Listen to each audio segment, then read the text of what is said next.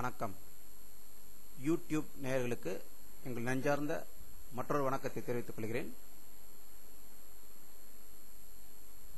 இந்த சிந்தனை என்ற நிகழ்ச்சியை உங்கள் முன் தோன்றுபவன் வேர்ல்ட் கே பாலாஜி. சிந்தனை என்ற கருத்தை ஒவ்வொரு நாளும் நாங்கள் யூடியூபில் தவறாமல் வழங்கிக் கொண்டிருக்கிறோம். அதனுடைய நிகழ்ச்சிகளை தமிழ் நியூஸ் என்ற தளத்தில் சென்று பார்க்கலாம். இன்றைய சிந்தனை தமிழகத்தில் மற்றும் இந்தியாவில் தற்போது நடந்து கொண்டிருக்கும் ஆட்சி முறைகள் ஜனநாயக ஆட்சியா மன்னர் ஆட்சியா என்ற கேள்வி மக்களிடையே மிக வலிமையாக எண்ண தோன்றுகிறது.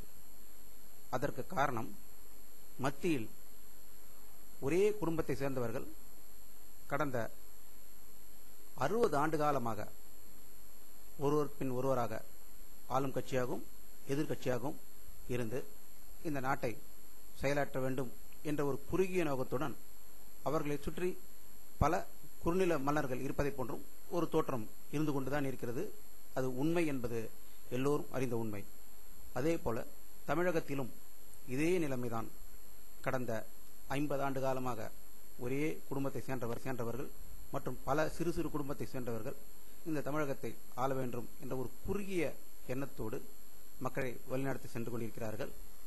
இவருடைய எண்ணங்கள் மக்களை மேம்படுத்துவது ஒரு 20% என்றாலும் தன்னை மேம்படுத்துவது ஒரு 80% எண்ணுகின்ற ஒரு தோற்றம் என்று மறையுமோ அன்றுதான் உண்மையான ஜனநாயகம் தோன்றும் என்பதை நாங்கள் தெரிவித்துக் கொள்கிறோம். இதற்காகத்தான் நாங்கள் சொன்ன ஒரு கருத்து, இவற்றை மாற்றுவதற்கு ஏன் ஏன் ஏன் திரு அப்துல் கலாம் ஐயா அவர்களை 2009 லோக்சபா தேர்தலில் நம் நாட்டின் பிரதம மந்திரியாக பதவியை அமர்த்த வேண்டும் என்ற எங்களுடைய எண்ணத்தை இதன் மூலம் தெரிவித்துக் கொள்ள நாங்கள் மிகவும் ஆசைப்படுகிறோம். அவற்றை அதனுடைய கமெண்ட்ஸ், அவரை பிரதம மந்திரியாக ஆக்கலாம், பிரதமருக்கு அவர் தகுதியுடையவர் என்பதற்கான கருத்துக்களை உங்களிடமிருந்து நாங்கள் எதிர்பார்க்கிறோம். அதை இந்த யூடியூப் மூலம் நீங்கள் வழங்க வேண்டும் என்று மிக்க நெஞ்ச நந்தார்ந்த தெரிவித்துக் கொள்கிறோம்.